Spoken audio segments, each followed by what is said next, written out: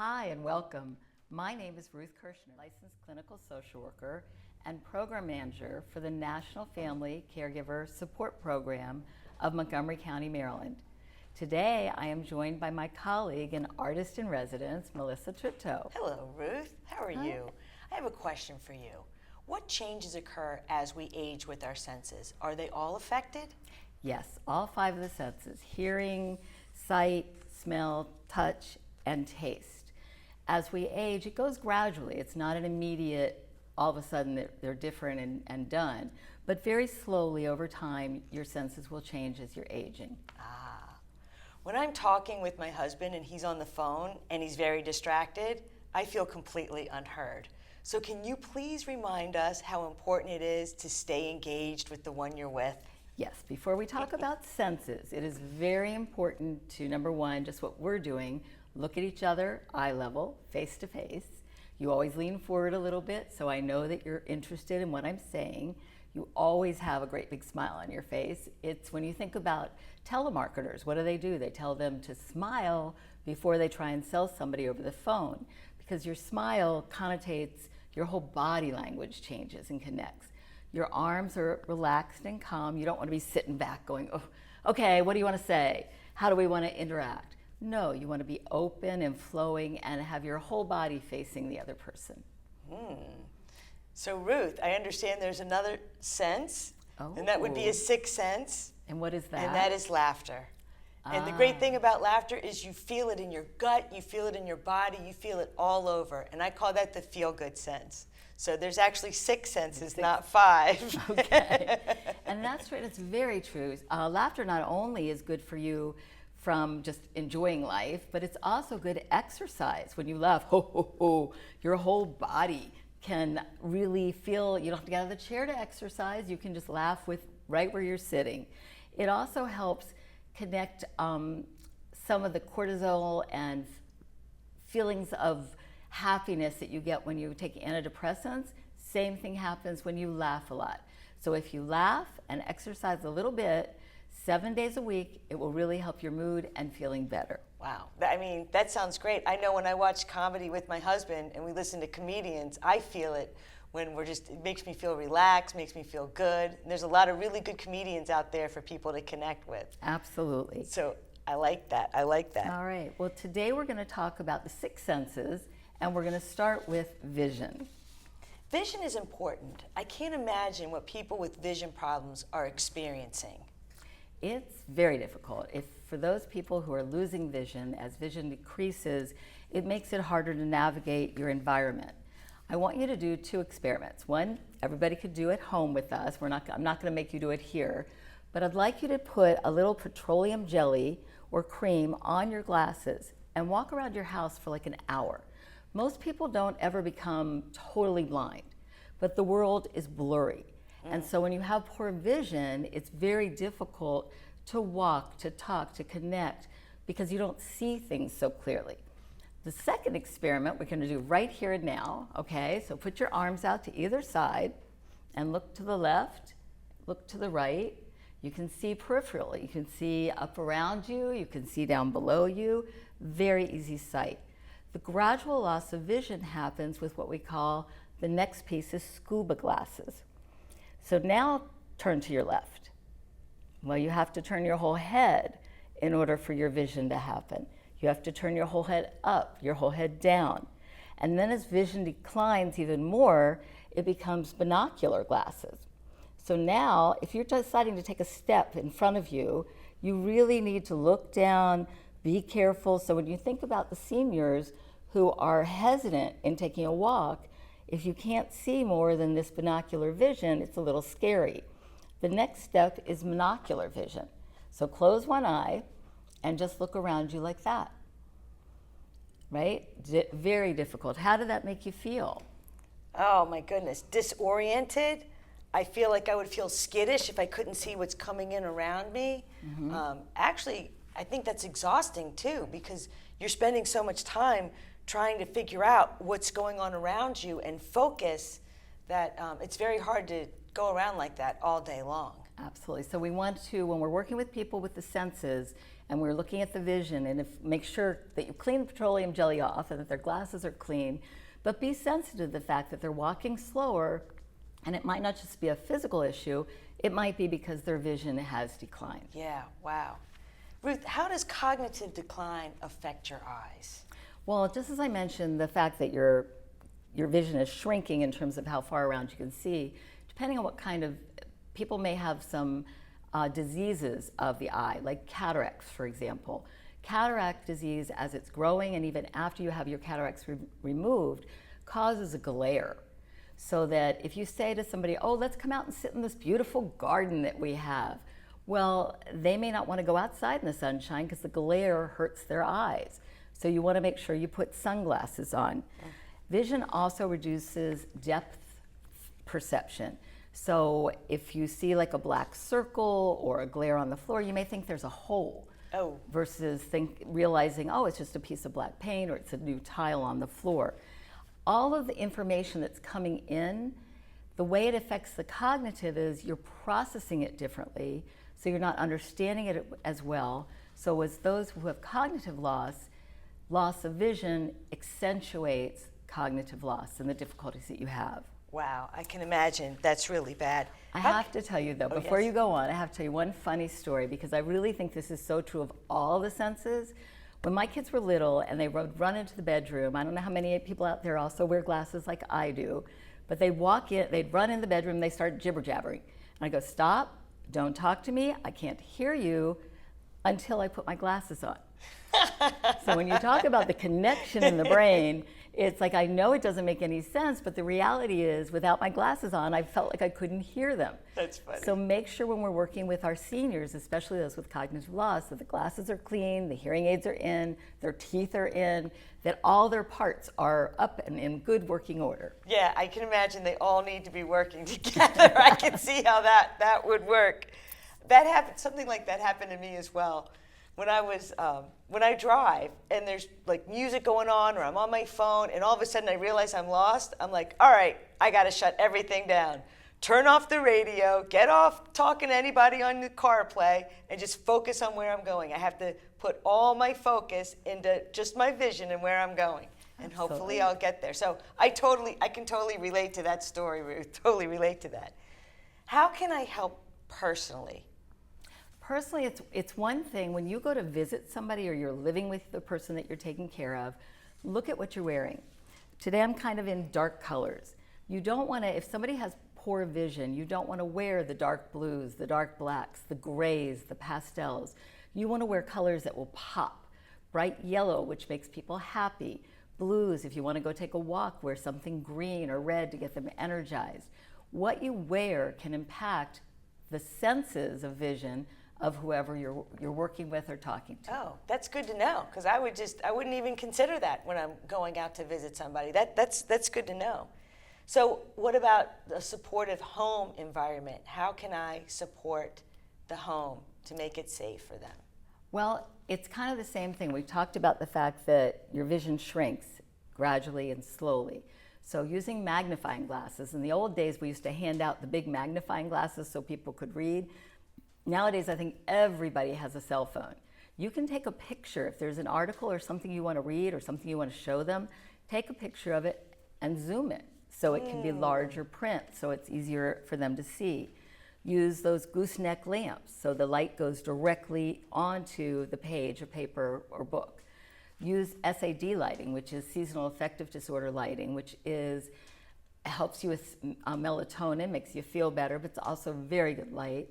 You can also change your light bulbs to be, instead of the bright lights, shining lights, you can have an amber shade, which again kind of makes the feel of that you're sitting in sunshine because it's the amber That's yellowish great. light. So it makes you feel good. Absolutely. The other thing I like to really promote for people are communication boards. What are those? Communication boards, whoops, a little bit of a mess, are boards in which somebody who has poor vision or poor hearing, let's say you live with your loved one and you have to go to the doctor's office. Well, you need to hire a caregiver to stay with them while you leave. Communication board, and this is something your grandchild or your child can help you do. You draw a picture of, let's say, the toilet or a glass of water that I just tripped all over. And what you would do is put on there the picture, and the grandchild can color it, make it real pretty. You write underneath the word water, or and then if they speak Spanish or a different language, you can write it in that language, agua, for Spanish. I don't know what the water is in Russian, the word for water is in Russian, but you would also write it in Cyrillic and then phonetically sound it out so that the caregiver, even obviously they can't read the Russian, but they could sound out the word so they could help your loved one figure out, are you thirsty? Are you cold? Do you need to go to the bathroom? So those are wonderful ways to communicate without people needing to see a lot or to be able to talk and communicate. Well, that's right up my alley, making a communication board. As you know, as an illustrator, you can draw out all those little fun pictures. That I could definitely do that. I would cut them from a magazine. No artistic talent. So moving on to food, I know presentation can play a part in a stimulating appetite. Absolutely. What can we do to make sure that they're eating right? Well, that's a great question. One of the things, it's so funny. First of all, Melissa, tell me, my mother used to tell me that in order to have a decent meal, you had to have 3 colors on any plate. Tell me what colors they would be. Oh, let me see. I would say red. Okay, for the meat. Green for vegetables, and white for carbohydrate. So green, red, and white. There you go. You can have more colors. You can have lots of different colors, but you have to have a differentiation so people can see them. So I'm going to tell you a story about potatoes, but before I do, I want to just show you what I'm talking about. Here's a color. I'm going to use the back of this. The plate here, if I have a white tablecloth on my table, maybe my table's white, I have a white plate and a white fork. Find the fork for me. Oh. Only by the shadow can I see that. Exactly. Only by the shadow. But if I switched it up and put a red plate in between the tablecloth and the fork, you can find it. Easy Peasy, no problem. I can see that a mile away. Exactly. So you want to talk, when you talk about presentation, you want to also talk about not just what the food looks like, you don't want it dumped on there, but the colors of the plate and where you are. And I will give one helpful hint to all the people out there who are suffering from low vision.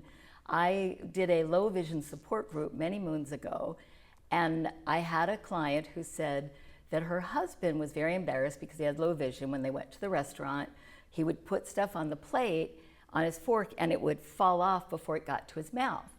So I'm the social worker, I'm brilliant. I'm all ready to give all these ideas. Call your occupational therapist. We're gonna get you a divided plate. We'll get you special silverware. And one of the other members of the group came up with what I think to this day is one of the best ideas I've ever heard. She said whenever she and her husband go out to a restaurant, no matter what the meal is that he orders, he always gets mashed potatoes. And so like his peas or his piece of meat or whatever else he's got on the plate, he smooshes a little towards the mashed potatoes, puts it on the fork, and it's like glue. Right into his mouth, nothing falls off, embarrassment is resolved. Mashed potato glue. I love that. That's a great idea. That's a great idea. So when you have poor vision, are there other activities you can enjoy? I mean, you can still have fun, right? Absolutely. There's a lot of things we do with our hearing. You know, listening to music. You have pop-up books, tactile books. There's now large print audiobooks. In the olden days, you could only get an audiobook from the Library of Congress. Now it's Libby and Kindle and any kind of library, you know, audiobook that you'd ever want. They also offer large print playing cards, large print board games. You can make goofy cards. I think one of the funniest things are those cards that when you open them, it makes a noise, sings happy birthday or sings different music.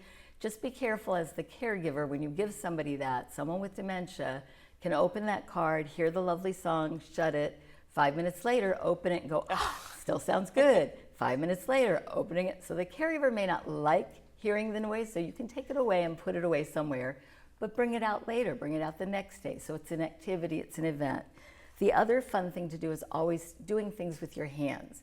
Baking bread, you know, kneading, using the warmth of the bread and the feel of the bread.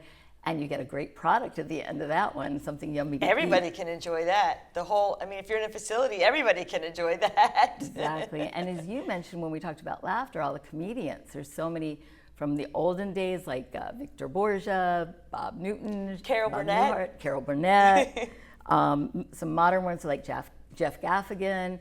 So when we talk about all these wonderful projects and things to do you have any cool art projects you could do with someone who has visual problems? Ruth, I do. So you can make these projects with anybody, and everyone can join in, and it doesn't have to be exactly something. They can make anything they want. But these projects, the rose and the little chick here, you can do it step by step with someone so they feel like they're actually creating something that, they can put their hands on and realize that they made something legitimate, or they can just play with it. They don't have to actually make something out of it. You can use Play-Doh. Well, Melissa, I was going to say, though, it looks good enough to eat. This looks like a flower It looks like an icing. rose, but don't eat it. Okay. And if you are concerned that your loved one might eat the Model Magic that this is made out of, it's a Model Magic clay,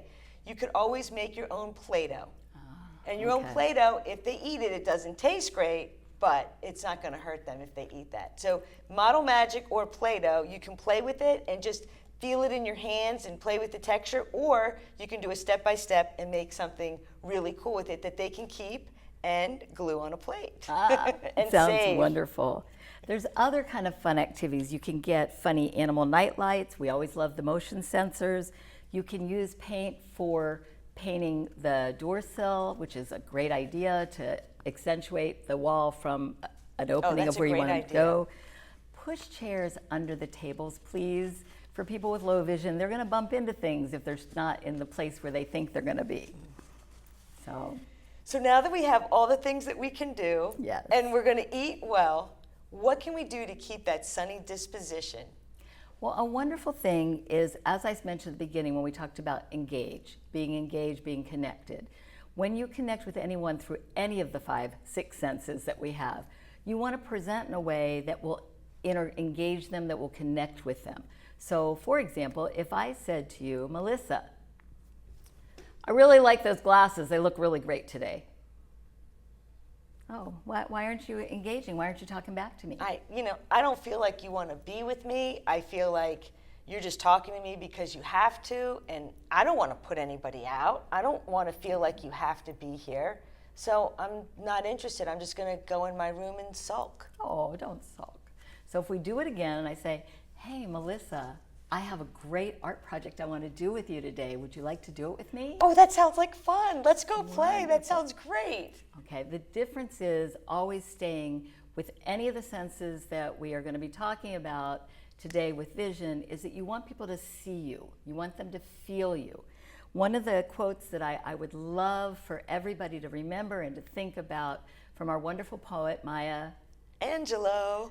is that people will forget what you said, people will forget what you did, but they will never forget how you made them feel. So in closing, we hope you found this information about vision informative and helpful. For further information, please contact ruth.kirschner at montgomerycountymd.gov or call 240-777-3000. Thank you for joining us. We hope this caregiver information about the senses is helpful.